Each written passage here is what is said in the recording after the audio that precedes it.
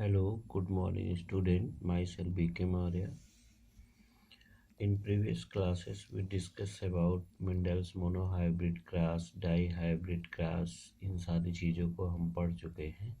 But today we'll be discuss about chromosomal theory of inheritance. Chromosomal theory क्या होती है inheritance की?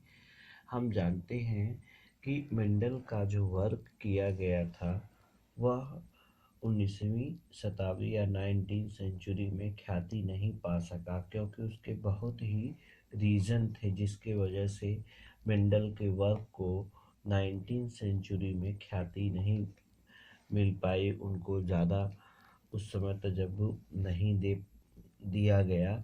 क्यों नहीं दिया गया? उसका कई कारण था. क्योंकि उस समय कम्युनिकेशन आसान नहीं था. कम्युनिकेशन क्या था? बहुत ही कठिन था. इतने कम्युनिकेशन के साधन डेवलप नहीं थी. उनकी मैथमेटिकल्स पहल जो नई और मनाने योग्य नहीं थी. क्यों नहीं थी? क्योंकि उस समय जो है डार्विन का परचम था और डार्विन के ही थ्योरी के बारे में, डार्विन के सोच के ही बारे में क्या हुआ, ज़्यादा ख्याति हुई थी. तो उस समय इनकी बात ज़्यादा सबके ध्यान में नहीं आई, जिसकी वजह से इनको ख्याति नहीं मिल पाई. जो कॉन्सेप्ट था मेंडल का, जैसे जीन या फैक्टर, उसका कोई भी सॉलिड डिस्क्रिप्शन नहीं था. जैसे यूनिट फैक्टर का या जीन्स का, इन सारी चीज़ों का उनके पास कोई सॉलिड एविडेंस नहीं था. वे एस्पेक्टेड या एक्सेप्टेड नहीं थे. इसकी वजह से मेंडल को अच्छे प्रकार से पूरे इनके ख्याति को नाम नहीं हो पाया इनका, जिसकी वजह से उन पे इनके वर्क पे उस समय ध्यान नहीं दिया गया. मेंडल को कोई फिजिकल प्रूफ नहीं मिला था कि फैक्टर के होने का फैक्टर के होने का उनके पास कोई फिजिकल प्रूफ नहीं था. ठीक है ना. फिर इसके बाद जो है 19वीं या हम कह लें 19वीं सेंचुरी में डी ब्रीज यानी ह्यूगो डी ब्रीज, ठीक है, कोरेंस, कार्ल कोरेंस साइंटिस्ट और वान स्केरमार्क ने स्वतंत्रता पूर्वक अपने डिस्कवरी के थ्रू जो मेंडल के परिणाम को उन्होंने प्राप्त किया. ठीक है. हम कह सकते हैं कि इन 19 सेंचुरी में डीब्रीज ने, कार्ल कोरेंस ने और वान स्केरमार्क ने इंडिपेंडेंटली उसी जो मेंडल का किया गया वर्क था, उन्होंने उसी वर्क को इंडिपेंडेंटली डिस्कवर किया और डिस्कवर करके परिणाम को जनित किया या परिणाम को उन्होंने बताया. फिर इसके बाद क्रोमोसोमल थ्योरी 1902 में वाल्टर और सल्टन तथा थियोडर बावेरी ने कहा. ठीक है ना. क्रोमोसोमल थ्योरी के बारे में 1902 में या हम कहें 1902 में वाल्टर सटन और बाव थियोडर, किसने किसने वाल्टर सटन एंड थियोडर बावेरी ने कहा कि पेयर ऑफ क्रोमोसोम्स की पेयरिंग और segregation of a pair of factor, किसी भी क्रोमोसोम की जो पेयरिंग होती है, सेपरेशन होता है, उसका सेग्रीगेशन होता है, of a pair of factor की ओर ले जाती हैं, जो वो कैरी करते हैं. ठीक है. जो वो क्या करते हैं? कैरी करने का काम करते हैं. तो सटन ने क्रोमोसोमल सेग्रीगेशन को मिलाया और मेंडेलियन प्रिंसिपल से और उसे क्रोमोसोमल थ्योरी ऑफ इनहेरिटेंस कहा। तो यहाँ पे हम कह सकते हैं कि जो ये साइंटिस्ट थे, इन्होंने अलग अलग वर्ग किया, और अलग अलग जब वर्ग किया तो सटन ने किसने सटन ने ठीक है, सटन ने क्या किया था कि सटन ने क्रोमोसोमल सेग्रीगेशन को मिलाया। क्रोमोसोमल का जो सेग्रीगेशन होता है, अलगाव होता है, उसको क्या किया, वो मिलाया। और मिलाने के बाद मेंडेलियन प्रिंसिपल से, और उसे क्रोमोसोमल थ्योरी ऑफ इनहेरिटेंस कहा। मेंडेलियन प्रिंसिपल से जो सेग्रीगेट किए गए या अलग किए गए जो पेयर फैक्टर होते हैं, उनको मिलाया, और उसी को सटन ने क्या कहा, क्रोमोसोमल थ्योरी। ठीक है ना। तो यहाँ पे हम कह सकते हैं कि जो सटन थे, उन्होंने सेग्रीगेशन के जो फैक्टर है उन दोनों को आपस में मिलाया और उसको फॉलो करवाया मेंडेलियन प्रिंसिपल से।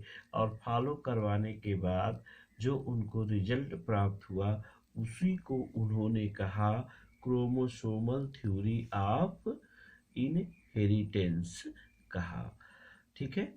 उन्होंने ये बताया कि क्रोमोसोमल वेहिकल होते हैं। क्रोमोसोम क्या होते हैं, वेहिकल होते हैं। कोई भी क्रोमोसोम क्या होता है, एक वेहिकल होता है हेरेडिटी के। किसके, आनुवंशिकी के क्या होते हैं, वेहिकल होते हैं। ये ट्रांसमिट होते हैं पेरेंट से ऑफस्प्रिंग में। ठीक है ना। ये इमॉर्टल होते हैं। ये क्या होते हैं, इमॉर्टल होते हैं। तो यहाँ पर सटन ने क्या कहा क्रोमोसोमल थ्योरी के बारे में, यही कहा कि क्रोमोसोमल्स आर वेहिकल। क्रोमोसोम क्या होते हैं कि किसी भी इंडिविजुअल के सेपरेट हुए क्रोमोसोम्स को मेंडल प्रिंसिपल के आधार पर मिलाया। सटन ने क्या किया कि जो सेग्रीगेट हुए फैक्टर होते हैं मेंडेलियन के एक्सपेरिमेंट में, उनको आपस में कंबाइंड किया, और उसी को उन्होंने क्या कहा, क्रोमोसोमल थ्योरी ऑफ इनहेरिटेंस कहा। उन्होंने ये भी बताया, क्या बताया, कि जो क्रोमोसोम्स होते हैं, ठीक है, वो वेहिकल होते हैं। Chromosomes are vehicle. तो यहाँ पे कह सकते हैं हम कि क्रोमोसोम्स क्या होते हैं, एक वेहिकल होते हैं। ठीक है। और ये हेरिडिटी को ट्रांसमिट करने का काम करते हैं पेरेंट से ऑफस्प्रिंग में, और ये इमॉर्टल होते हैं। तो यहाँ सटन ने क्रोमोसोमल थ्योरी के अंतर्गत ये कहा, क्रोमोसोम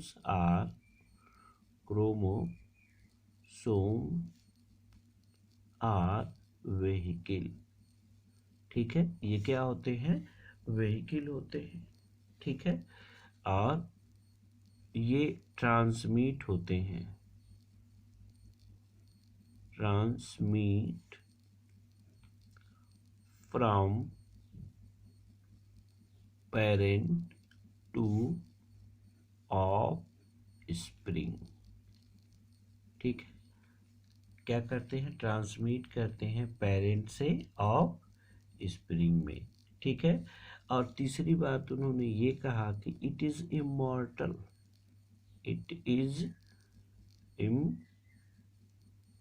इमॉर्टल।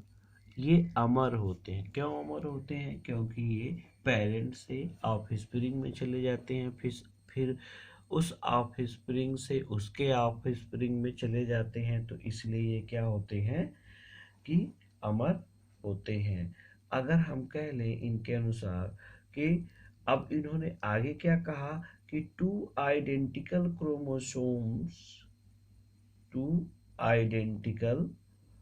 क्रोमोसोम्स एक होमोलॉगस पेयर बनाते हैं। दो आइडेंटिकल क्रोमोसोम्स क्या करते हैं, एक होमोलॉगस पेयर बनाते हैं। और ये गैमीट बनाने के टाइम पर सेग्रीगेट होते हैं। ये बहुत ही इम्पॉर्टेंट है।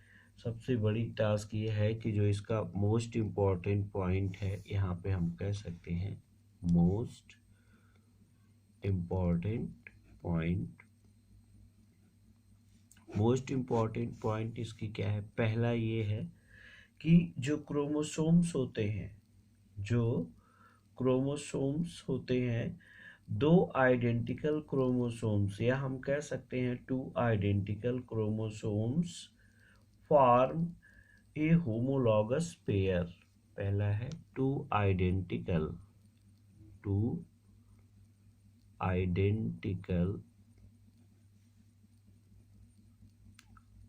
क्रोमोसोम, दो आइडेंटिकल क्रोमोसोम्स फॉर्म ए होमोलॉगस पेयर। होमोलॉगस पेयर, दो आइडेंटिकल क्रोमोसोम्स एक होमोलॉगस पेयर को बनाते हैं, ठीक है ना। And eight gamete formation,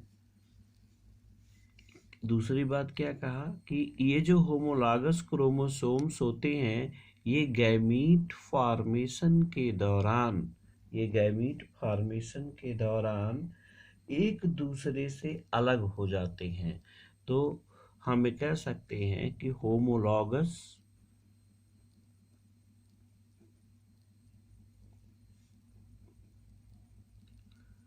pair are separate from each other during gamete formation। जो दोनों होमोलॉगस क्रोमोसोम्स होते हैं, गैमीट फॉर्मेशन के दौरान ये क्या हो जाते हैं? अलग हो जाते हैं, ठीक है ना। तो ये चीज़ उन्होंने कहा। और तीसरी बात ये कहा कि एक स्वतंत्र इंडिपेंडेंटली एक दूसरे से सेग्रीगेट होते हैं, और ये एक प्रकार से इंडिपेंडेंटली एक दूसरे से क्या होते हैं कि वो अलग हो जाते हैं। जैसे अगर हम कह लें, यहाँ पे अगर हम ऐसे दिखा लेते हैं, जैसे सपोज करिए कि ये आपके फिगर में बुक में बहुत अच्छे से मेंशन किया गया है। अगर हम यहाँ कह लें कि ये एक पेयर का क्रोमोसोम्स है,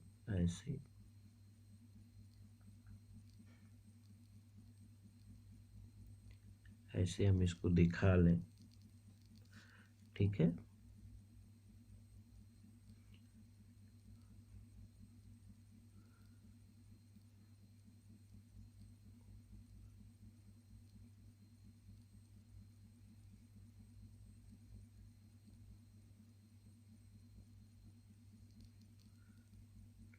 तो इस प्रकार से आप देखते हैं कि ये एक क्रोमोसोम्स है, ये एक क्रोमोसोम्स है, ठीक है।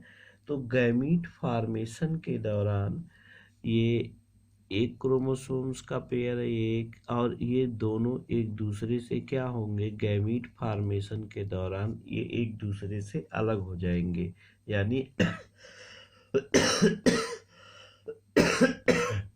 ये मियोसिस के दौरान जब ये अलग होते हैं तो ये इस प्रकार से अलग होंगे कि एक इसके साथ चला जाएगा। ये सिमिलर काइंड के हैं। सपोज करिए कि ये कलरफुल है,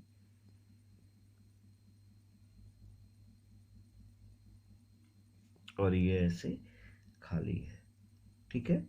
तो इस कंडीशन में हम देखते हैं कि एक क्रोमोसोम्स ये अलग हो जाएगा, ये दोनों अलग अलग हो जाएंगे, ये और ये अलग हो जाएंगे, ये और ये अलग हो जाएंगे, और एक डिफरेंट जुड़ जाएगा। गैमीट फॉर्मेशन, गैमीट जब इनमें होगा, मियोसिस फर्स्ट में, किसमें होगा? मियोसिस फर्स्ट के समय में, या हम कह सकते हैं कि मियोसिस सेकेंड के एनाफेज में, तो ये अलग हो जाते हैं। मियोसिस सेकेंड, मियोसिस सेकेंड के एनाफेज स्टेज में, एनाफेज स्टेज में, तो ये क्या करते हैं कि एक ये जो कलरफुल है और एक ये जो कलरफुल नहीं है,